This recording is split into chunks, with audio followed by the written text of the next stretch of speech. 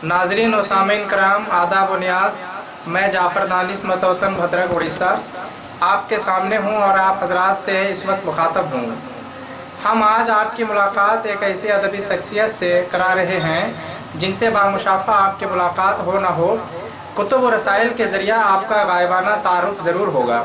मेरी मुराद उर्दू दुनिया के बेहद मुमताज़ सीनियर शायर, तनक़ीदनिगार, मुतरजिम और माहिर रियाज़ी प्रोफेसर करामत अली करामत से है, जो उड़ीसा जैसे दूर रफ्तादा शोबे में रहकर गुज़िश्ता 60 साल से उर्दू की खिदमत अंजाम दे रहे हैं।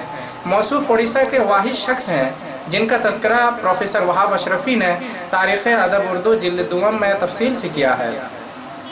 उनकी शायराना हैसियत का एतराफ़ फ़िराक गोरखपुरी, एहतशाम हुसैन, आले अहमद सरूर, ख्वाजा अहमद फ़ारूकी से लेकर वज़ीर आगा, बलराज कोमल, वारिस उलवी, कमर रईस, अली अहमद फ़ातमी और अबुल कलाम कासमी तक सब लोगों ने किया है। जहाँ फ़िराक ने कहा है कि मौसूफ़ का ज़ौक़े शायरी नहायत पाकीज़ा, हसास और तरबियत याफ्ता है। इस शायरी से हमें ये बशारत मिलती है कि अभी कुछ लोग बाकी हैं जहाँ में। वहीं मज़हर इमाम का कौल है कि आज के दौर में जिन मादूदे चंद शख्सियतों से उर्दू शेर व अदब का वक़ार कायम है, उनमें एक नाम करामत अली करामत का भी है। अलीम सबरनौदी का ख्याल है कि करामत अली करामत बर्रे सग़ीर हिंदो पाक में राइज मौजूदा गज़ल के अजीम नुमाइंदा हैं और गिनती के उन शोरा में आपका भी मुकाम है जिन्होंने गज़ल को अपने तौर पर इतना ऊंचा उठाया है जिससे गज़ल आलमी अदब में अपना वक़ार कायम कर सकती है। खलील मामून ने भुवनेश्वर के एक अदबी तकरीब में यहाँ तक कह दिया कि उड़ीसा में उर्दू का दूसरा नाम डॉक्टर करामत अली करामत है। अली जवाज़ ज़ैदी ने अपने एक ख़त में कहा है कि नक्कादों और शायरों में सबसे ज़्यादा बालिग नज़र और रमूज़ आशनाए फ़न और रवायत फ़न समझता हूँ। लफ्ज़ मौजूदा का इतलाक़ इस नस्ल पर है जो 1950 के आसपास उभरी है। करामत साहब की उर्दू नज़मों का अंग्रेज़ी में भी तर्जुमा हुआ है। इस तरह के दो मजमूए the story of the way and other poems और सिलेक्टेड पोएम्स ऑफ करामत अली करामत शाये हो चुके हैं, जिन्हें ये Russell, pan D बेरडाइस, Jayant Mahapatra, Malak Raj Anand, ताराचंदर सतुगी, Shiv के कुमार, राजेंद्र सिंह वर्मा वगैरह ने बेहद सराहा है। करामत अली करामत बहुत सारी खूबियों के मालिक हैं। जहाँ एक तरफ वो शायरी में साइंसी मिथ कायम करके शायरी को साइंस से करीब कर दिया है, वहीं दूसरी तरफ उर्दू तनकीद में इजाफी तनकीद के बानी होने की वजह से उर्दू तनकीद को एक नए डायमेंशन से रोशनास कराया है। इसी तरह उन्होंने तर्जुमों और तवाज़ात मज़ामीन के ज़रिया उड़िया और उर्दू कल्चर को एक दूसरे से करीब तर करने में एक अहम किरदार अदा किया है। ये बहुत बड़ी बात है। मैथमेटिक्स के एक अच्छे उस्ताद होने की वजह से मुल्क भर में फैले हुए सैकड़ों शागिर्द उनका नाम बड़े एहतराम से लेते हैं। चलिए हम करामत अली करामत से एक इंटरव्यू आपको पेश करते हैं। आपके अपनी इब्तदाई तालीम से लेकर आला तालीम तक का जो सफ़र आपने तय किया है, ये सफ़र के ताल्लुक से आप हमें मुख्तसरन कुछ बताएं। जी, मैं गौर करता हूँ, ये महसूस करता हूँ कि वालिद साहब ने मुझे दूसरे अंदाज से पढ़ाया। जो आमतौर पर स्टूडेंट्स हैं वो जिस तरह उनको तालीमी सिलसिला जैसा रहता है वैसा मेरा नहीं था। अच्छा। उन्होंने शुरू में कुरान और इसको फारसी ये तमाम मौज़ूआत को उन्होंने कवर कर लिया खुद घर में वालिद साहब पढ़ाया जी। कुरान अलबत्ता सैयद मोहम्मद काजिम यहाँ थे, एक यूनिवर्सिटी मस्जिद में वो पेशमाम थे 40 साल तक पेशमाम रहे वो। अच्छा। तो उनसे हमने कुरान पढ़ा और उसको फारसी भी उन्होंने पढ़ाई, वालिद साहब ने भी पढ़ाई। इस तरह से फिर एक ट्यूटर रख कर एक उड़िया की तालीम दी। अच्छा, ये बात आपको ये जानकर ताज्जुब होगा कि शुरू में मैं मैथमेटिक्स में बहुत कमजोर रहा। बहुत कमजोर था। पहले आप जो है मैथमेटिक्स में कमजोर थे। अच्छा। तो वो इसका सबब ये है कि मेरी याददाश्त बहुत कमजोर है शुरू से अभी तक भी। अभी अपना शेर भी याद नहीं रहता है। अपना शेर याद नहीं रहता है मगर तो इस तरह से वो इस वजह से पहाड़ा वगैरह जो है वो मेरे बस की बात नहीं थी। पहाड़ा जो होता है ना جیسے اڑیا میں پنکیا کہتے ہیں. اچھا. تو وہ جو ہے مجھے یاد نہیں ہوتی تھی, سمجھے. کئی پرائیویٹ ٹیوٹر آئے, کئی پرائیویٹ ٹیوٹر گئے, تو مجھ کو کوئی ساتھ لگا نہیں. اچھا. تو آخر میں ایک ٹیچر کو پتا رکھا گیا جنہوں نے میتھڈس پر زور دیا, تعلیم کے میتھڈس کے میتھڈس پر, بغیر اس میں یادداشت کیے ہوئے, جیسے جیومیٹری وغیرہ یہ وہ. اس میں انٹرسٹ پیدا ہو گیا جیومیٹری میں. جیومیٹری میں جب انٹرسٹ پیدا ہوا, اتنا پیدا ہوا کہ اپنے انہیں بہت کم عمر میں کلاس 7-8 میں ایسے ایسے کوشچنس جیومیٹری کے ہم نے سالو کیے جو عام طور پر آج کل کے ٹیچر بھی نہیں کر سکتے. اچھا اچھا. اس زمانے میں آپ نے, اس زمانے میں سمجھا. تو ایسے ٹیچر آج کل ملتے بھی کہاں, آج کل ٹیچر جو ان تمام موضوعات کو سمجھ سکے. تو اس طرح سے وہ جیومیٹری میں پہلا بھی, اس کے بعد پھر شروع سے پرائیویٹ میں پڑھایا. اچھا, اس کو سب سے پہلے کلاس 9 میں سیدھے داخلہ لیا گیا کھلیکوٹ کالج برہمپور میں. اچھا, برہمپور میں کھلیکوٹ کالج برہمپور, وہاں ڈی آئی ایف اسکولس تھے, وہ ڈسٹرکٹ انسپیکٹر تھے. آپ کے والد صاحب وہاں پر سیدھے امتحان کرایا, یہاں کہ 9 کلاس کا فیڈ پا کر 9 کلاس میں نام لکھایا. اچھا اچھا. 10th 11th تھا اس وقت. تو وہاں سے ریٹائر ہو کے چلے آئے. اچھا.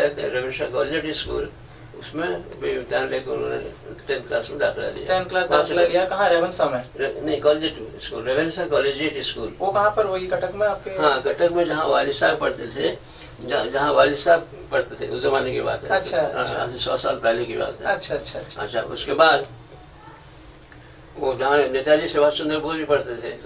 سبھاش چندر بوس جہاں پڑھتے تھے, آپ کے والد صاحب اسی اسکول میں پڑھتے. ایک سال سینئر تھے وہ. سبھاش چندر بوس 1 سال سینئر. نہیں, سبھاش چندر بوس 1 سال جونیئر تھے.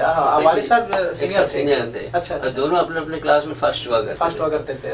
اس وقت ان کا جو سالانہ جو یہ جلسہ ہوا کرتا تھا, اینول فنکشن جو, اس میں تمام جتنے ایوارڈ جو ہیں یہ دونوں شخص لے جاتے تھے. یہ اپنے کلاس کے لیے, وہ اپنے کلاس کے لیے. سر, آپ نے فرمایا ابھی کہ وہ آپ ریونسا کالجیٹ اسکول سے میٹرک کا امتحان دیا آپ نے. اچھا, یہ فرمائیے آپ کے میٹرک کا امتحان آپ کس سن میں دیے؟ 1952 میں, 1952 میں میٹرک کا امتحان دیا. میٹرک کا امتحان دیا, وہ فرسٹ ڈویژن میں پاس کیا. جی سر. اس کے بعد ریونسا کالج میں نام لکھایا, جو آج کل ریونسا یونیورسٹی ہے.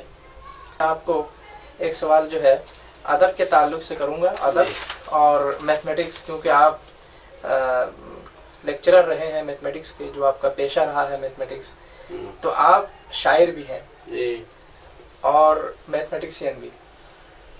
تو شاعری اور میتھمیٹکس یہ 2 متضاد چیزیں ہیں. آپ کا ذہن ان 2 متضاد شعبوں کو ایکجا کرنے میں کیسے کامیاب ہو گیا؟ ہاں, یہ سوال تو سب پوچھتے رہتے ہیں. جی جی ہاں. نہیں, خاص کر کے سر یہ سوال آپ کے لیے بہت اہم ہے, کیونکہ آپ 2 متضاد چیزوں کو ایک جا کیا ہے. انڈین ایکسپریس کا جو آئے تھے پترکار, انہوں نے بھی یہ سوال پوچھا تھا. اچھا. کئی لوگ بھی مجھے یہی سوال پوچھتے رہتے ہیں. جی جی.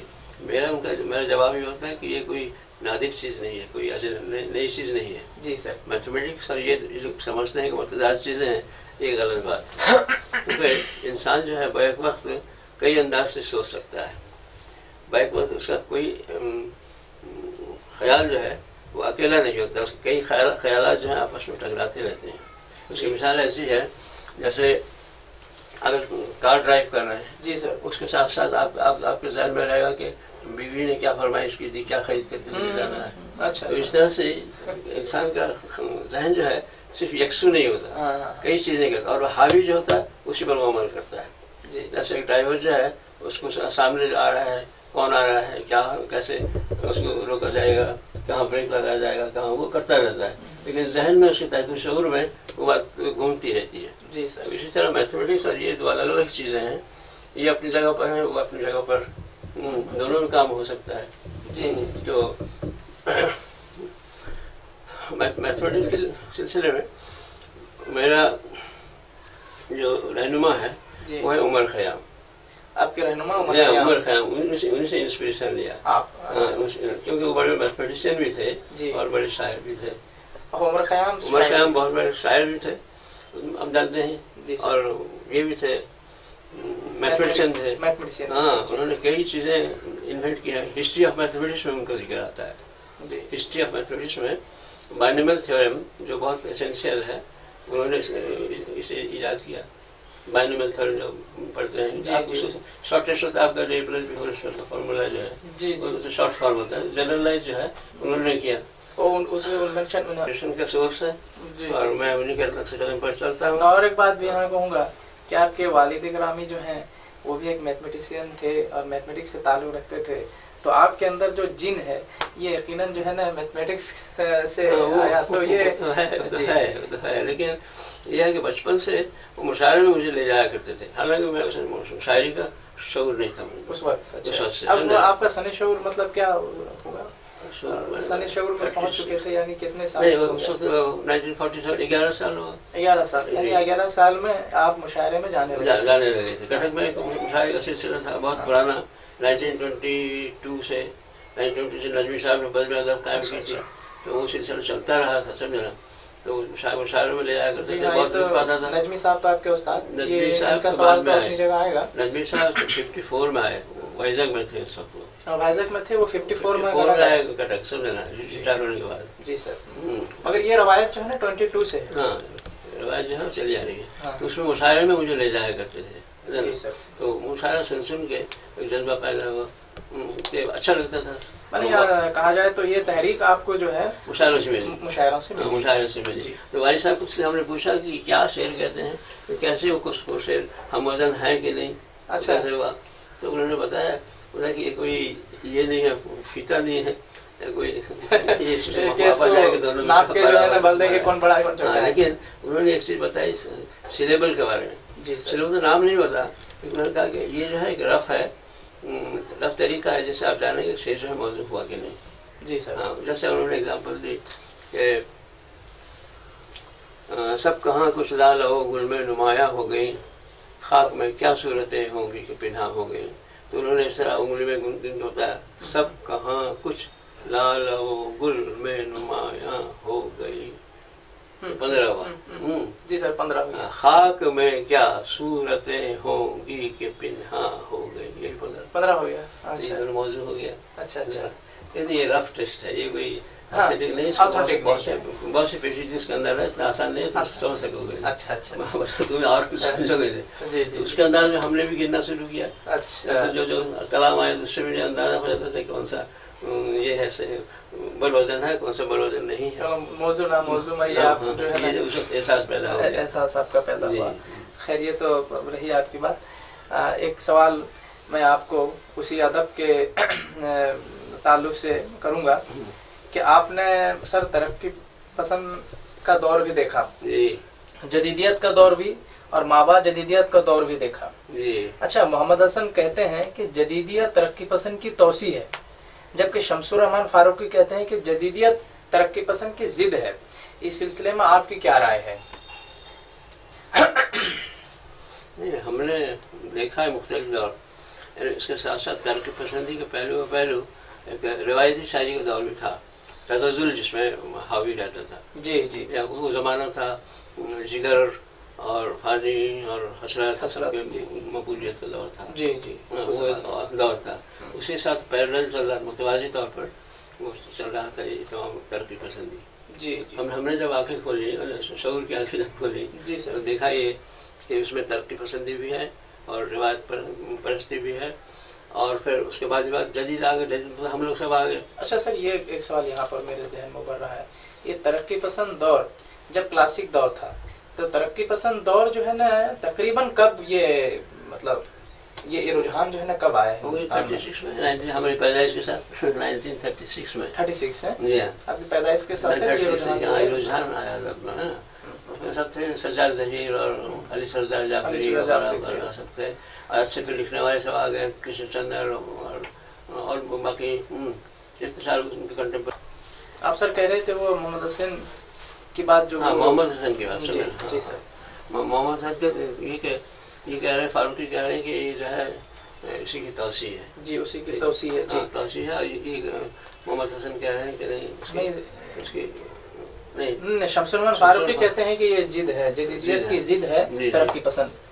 जो मोहम्मद हसन कहते हैं कि ये तरक्की पसंद जो है ये مطلب یہ جدیدیت جو ہے توسیع ہے، یہ ترقی پسندی اور یہ جو الگ کر کے ان کو دیکھنا جو ہے یہ اسٹارٹ کیا جدیدیوں نے جی۔ ہاں دوسری زبانوں کو دیکھیے، اڑیا کو دیکھیے، بنگلہ کو دیکھیے، یا دوسرے تمام زبانوں کو دیکھیے، ہندی میں بھی دیکھیے جی سر۔ یہ سلسلہ نہیں ہے، جو لوگ ترقی پسند تھے وہی لوگ جدید تھے۔ اچھا اچھا، یہ ہم لوگ جدید دور کہتے ہیں، وہ ہندی والے اس کو پریوگ وادی کہتے ہیں، پریوگ وادی ہندی والے اس کو جدید نہیں کہتے۔ اچھا اچھا، پریوگ وادی کہتے ہیں اس کو۔ ترقی پسندی تو ہے، ہندی اردو دونوں مل کے سب لوگوں نے ترقی پسند تحریک کو آغاز کیا تھا، سمجھے؟ تو ان میں اس کو، تو اس سے آپ جو ہے نا متفق ہیں محمد حسن کی باتوں سے کہ ہاں؟ میرا کہنا یہ ہے، یہ سوال جو ہے جگرت آزاد نے بھی مجھے ایک انٹرویو میں پوچھا تھا۔ اچھا، یہ سوال سمجھا، تو اس میں ہوتا یہ کہ میری اپنی رائے ہے، اپنی رائے یہ ہے کہ ترقی پسندی بھی جدیدیت کی ایک شکل ہو سکتی ہے ایک شکل۔ ترقی پسندی بھی بشرطے کہ اس کے اندر جو وہ ہے کیفیت جو ہے وہ زندگی کی پیچیدگی کو اگر اسی طرح قبول کرے جس طرح جدید کر رہے ہیں تو ترقی پسندی بھی ہو سکتی ہے جی۔ آپ سے میں ایک سوال یہ بھی کروں گا شاعری کے تعلق سے کہ آپ کے خیال میں موسیقی اور شاعری کا کیا رشتہ ہے؟ موسیقی اور شاعری ان دونوں کا رشتہ کیا ہے؟ بقول جمیل مظہری، موسیقی کی گود میں شاعری پیدا ہوئی۔ پہلے موسیقی تھی، فطرت میں جو موسیقی ہے، چڑیوں کے ان کی چہچہاہٹ میں جو موسیقی ہے، اور یہ سب جو موسیقی قدرت میں موجود ہے جی سر، سمجھے نا؟ اس سے انسان متاثر ہو کر اپنی بات کو مؤثر بنانے کے لیے اس شعر کہنے لگا۔ اب وہ تو شعر نہیں کہا جائے گا، اس کو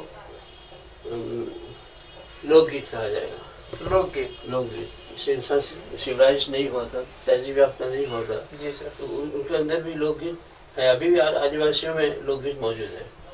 تو اس میں اس موسیقی سے شروع ہو کر پھر آہستہ آہستہ رفتہ رفتہ اس کے اصول بنائے گئے اور ان اصول کے تحت گانا گایا گیا جی سر۔ تو اس سلسلے میں حضرت امیر خسرو کا کنٹریبیوشن بہت زیادہ ہے جی سر۔ ایک طرف موسیقی میں اپنے عروج پر تھے، دوسری طرف شاعری میں، اور تیسری طرف اپنے تصوف کے میدان میں مقام حاصل تھا جی جی۔ تو اس طرح سے ہم دیکھیں کہ امیر خسرو کے شاعری اور موسیقی دونوں مل جاتے ہیں، ایک جگہ ہو جاتے ہیں جی جی جی۔ ہاں، وہ موسیقی کی دنیا میں جو ان کا بہت بڑا نام ہے امیر خسرو رحمۃ اللہ علیہ کا۔ اچھا سر، یہاں پر ایک سوال اور ایک میرے ذہن میں ابھر رہا ہے کہ کچھ شاعر مولانا رومی کا اس شعر کا سہارا لے کر کہتے ہیں کہ علم عروض کا تعلق جو ہے شعر سے نہیں ہونا چاہیے، اور جیسے چھند شاستر ہے، پنگل کی اہمیت، یہ مولانا رومی کا ایک شعر ہے کہ شعر می گویم بعض آب حیات جی، بہت مشہور شعر۔ ہاں، شعر می گویم بعض آب حیات من ندانم فاعلات فاعلات جی۔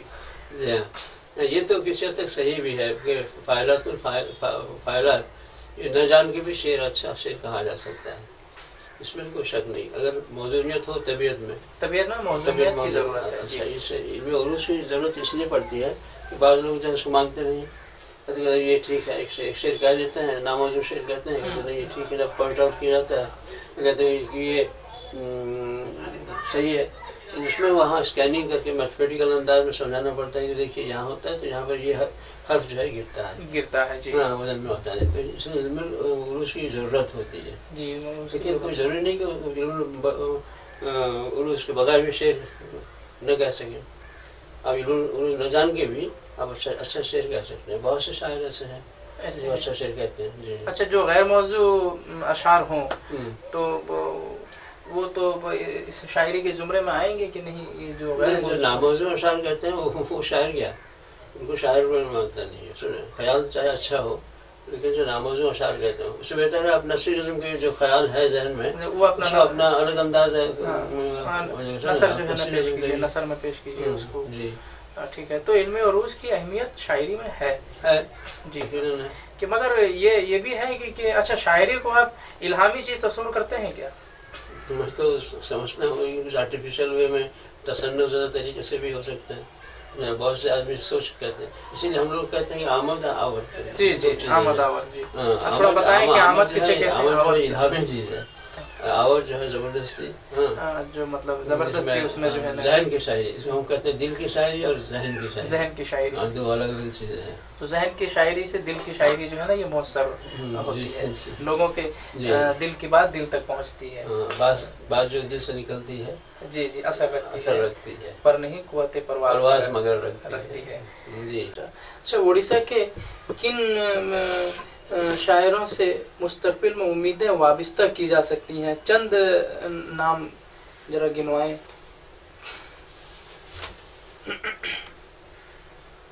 کہ وہ بھی کام کر رہے ہیں اردو میں، حوصلہ ملے ان کو. حوصلہ ملے، کام تو کر رہے ہیں بغیر داد کے، بغیر سلا کے. آپ کی زبان سے اگر پھر ان کا نام ادا ہو جائے تو یقیناً ان کو بے حوصلہ ہیں. جی ادب میں کوئی بڑا چھوٹا نہیں ہوتا، میں نے یہ ثابت کیا ہے مضمون میں. جی جی ادب میں سب اپنی جگہ پر اہم ہے. جی سر. جیسے آسمان میں سے چاند سورج ستارے سب موجود ہیں، سب ایک ایک ہیں. ہاں. اور ایسا ہوتا ہے کہ ایک ایک ستارے جو ہے اس کے کئی گنا ہیں، سورج سے کئی گنا بڑے ہیں، 100 گنا بڑے ہیں. جی اس طرح سے دور ہونے کی وجہ سے ان کے تو یہ بات ہے. ٹھیک ہے. پھر بھی آپ پھر جو ہے یہ لوگ کیا ایک دور تھا، ہم لوگ کا دور تو نظمی صاحب کا دور اور ہمارا دور وہ ختم ہو گیا. جی سر. ہم سے جو تھے سب آب خضر وغیرہ سب اڑیسہ میں اردو اس میں ذکر ہے. اس کے بعد ایک دور آتا ہے یوسف جمال راجام پور والے. جی سر. اور خالد رحیم. جی سر. ساجد اثر. ہاں یہ ایک دور آتا ہے. ایک دور ہے. اس دور کے بعد جو نئی نسل جو آ رہی ہے، یہ 2015 آج یہ لوگ خدا کا شکر ہے کہ حیات میں بھی ہیں. یوسف جمال صاحب، ساجد اثر صاحب، خالد رحیم صاحب، یہ ہمارے درمیان ہیں ابھی. یہ ان کا جو ایک یہ ہے. تو اس کے بعد میں پھر اس کے بعد میں ابھی جو نسل آگے بڑھ رہی ہے اس میں میری توجہ مرکوز ہوتی ہے. کیا کہیں گے ان نسل کا نام کیا دیں گے؟ نام کیا دیں گے؟ ماں باپ جدید جیسے کرتے ہیں تو ماں باپ اس کے بعد والے ماں باپ جدید اسکوائر، اس کے بعد والے ماں باپ جدید کیوب. کہاں تک دیں گے؟ سبھی جدید ہیں ماں باپ جدید. سب تو جی سر. شاعر کو پہلے شاعر ہونا چاہیے، اس کے بعد جدید یا ماں باپ جدید یا کچھ. شعر میں کچھ جاننا ہو آپ کہیں کہ ہم ماں باپ جدید، کوئی فائدہ نہیں. ہم لوگ ماں باپ جدید روایتی بھی اگر شاعری ہو اور چبھنے والی کیفیت ہو، اس میں آدمی تڑپ اٹھے سن کے. جی تو اچھی چیز ہے، وہ جائے اس کو قبول کرنا ہوگا. قبول کرے گا ذہن سارے. تو یہ بات تو میری نظر انور حسین انور جی بھدرک والے جی ان پر ہے. سہیل اختر ہاں بھونیشور والے. جی سر. عبدالمتین جامی جو ربائی کے ماہر ہیں، صنف ربائی میں ان کا واحد شخص ہے اڑیسہ میں، واحد شخص ہے ربائی کے شاعر. جی اور ربائی ایک بہت ہی مشکل اوزان میں کہتے ہیں، مگر وہ ایک واحد آدمی ہے. اور اس وقت خاور نقیب ہے. خاور نقیب ہے. جی خاور نقیب لمبی نظمیں بھی کہیں ہیں، چھوٹی نظمیں بھی کہیں ہیں، غزلیں بھی کہیں، ہر چیز نثر میں بھی لکھتے ہیں. جی سر. تو یہ ہو گیا خاور نقیب. اس کے بعد اولاد رسول قدسی رہتے ہیں امریکہ میں رہتے ہیں. اچھا. وہ اتنی کتابیں لکھی ہیں، بہت زیادہ کتابیں 25-30 کتابیں لکھی ہیں. اس میں نثر بھی ہے، نظم بھی ہے، شاعری ہے، غزل ہے، دوہا غزل ہے.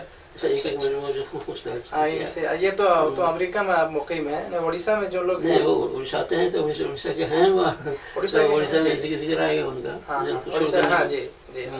اس کے بعد آپ حضرات ہیں، توفیق ساگر ہیں، جعفر دانی صاحب کے دوست ہیں وہ ہیں. اس کے بعد متی اللہ نازش ہیں، مجیب پرواز ہیں. اس کے بعد ہوتے ہیں قدرت علی قدرت. اور شمس الحق شمس ہیں، وہ لکھتے ہیں نہایت ولولہ خیز کلام لکھتے ہیں.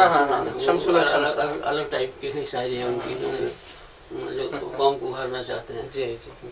اس طرح سے ایک ہے ٹیم جو کام کر رہی ہے، آگے بڑھ رہی ہے. آپ کے شاگردوں کا تھوڑا تذکرہ کریں کہ آپ کے کن شاگرد کو آپ جانشینی تو نہیں کہوں گا مگر ہاں پھر آپ کی امیدیں وابستہ ہیں ان سے کہ یہ لوگ آگے بڑھائیں گے اس روایت کو؟ دیکھیے ایک تو عبد المتین جامی ہے، جی خاور نقیب ہے، جی ہاں جی پکچر بھی ہے جی، اور سوائے رکھتے تو ہیں ہم شاگرد بھی نہیں ہیں، نہیں شاگردوں کا آپ شاگرد ہم سے کہ آپ سے جو لوگ شاگرد ہوئے ہیں جو مستفیض ہوئے ہیں، جی مستفیض آپ سے ہوئے میں عبد المتین جامی، خاور نقیب جی اور انس قدسی، جی سر جی اور اس کے بعد والی نسل میں توفیق ساگر اور جعفر دانش ہیں۔ جی جی جی ان سب کو میں سمجھتا ہوں کہ کچھ دنوں کے بعد ان کو فائض الاصلاح کی صلاح مل جائے گی میری طرف سے، تو پھر آپ لوگ اللہ کرے کہ رجوع فرمائیں گے، جی آپ جی لوگ سے آئندہ چل کے رجوع فرمائیں گے جی انشاءاللہ۔ ٹھیک سر، میں آپ سے آخری سوال کے طور پہ یہ پوچھوں گا کہ آپ ہم لوگ یعنی آنے والی نسل کو کیا پیغام دینا چاہیں گے؟